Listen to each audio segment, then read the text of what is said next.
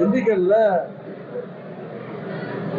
அம்மா மக்கள் முன்னேற்ற கழகத்துக்கும் அதிமுகவுக்கும் பயங்கர வாய்ப்போரெல்லாம் நடந்துச்சு. இப்போ நீங்கள் கூட்டணி தேசிய தலைவர்கள் அவங்களும் வந்திருக்காங்க. அதை பத்தி ஒரு கருத்து என்னன்னு சொன்னீங்கன்னா, இன்றைக்கு நமது ஒரே இலக்கு திமுக என்கிற தீய சக்தியை ஆட்சி பொறுப்பிலிருந்து அகற்றணும். அதற்கு எல்லாரும் திமுக இருக்கின்ற எல்லா கட்சிகளும் ஒரு அணியில திறந்துருக்கோம். அதன்படிதான் நாங்க சேர்ந்திருக்கோம்.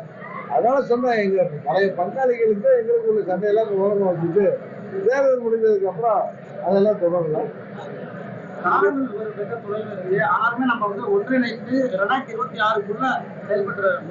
தேர்தல் நேரத்துல எல்லாமே சரியா வந்துடும். நீங்க எதிர்பார்க்கிற மாதிரி திரு ஓபிஎஸ் சொன்ன எங்கேயும் ஒதுக்கப்படல.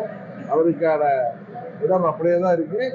அவர் என்றைக்கும் 3 நாள் கைவிடப்படும். திமுக இந்தியா கூட்டணியில ஒரு சலசலப்பு இருக்கு. ஒவ்வொரு கூட்டணியும் இன்னும் உறுதி ஆகல அப்படின்றது இருக்கு சார். சமீபத்தில் திருமாவளவன் ஒரு ஸ்டேட்மெண்ட் கொடுக்குறாங்க. திமுகவை நம்பி விசிக இல்ல அப்படின்றத சொல்றாரு. சோ இது திமுகவை நம்பி விசிக விலகுற மாதிரி இல்ல. நல்லது. திருமாவளவன் டெய்லி ஒரு ஸ்டேட்மெண்ட் கொடுத்துருக்காரு. அவருக்கே நேற்று என்ன கொடுக்குறாரு, இன்னைக்கு என்ன கொடுக்குறாருன்னு அவருக்கு தெரியுதா, இல்ல பார்ப்பவர்களுக்கு அது குழப்பத்தை ஏற்படுத்துறதுன்னு தெரியல. நேற்று கூட சொன்னாரு, மத்திய உள்துறை அமைச்சர் இந்த காஷ்மீர் படுகொலைக்கு பொறுப்பேற்று விரைவில்லை.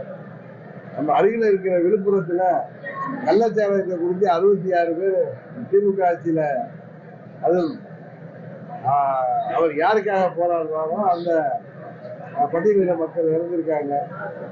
அதுக்காக அப்ப அவர் முதலமைச்சர் பதவி சொல்லல. அவருடைய போக்கே வித்தியாசமா போயிடுச்சு.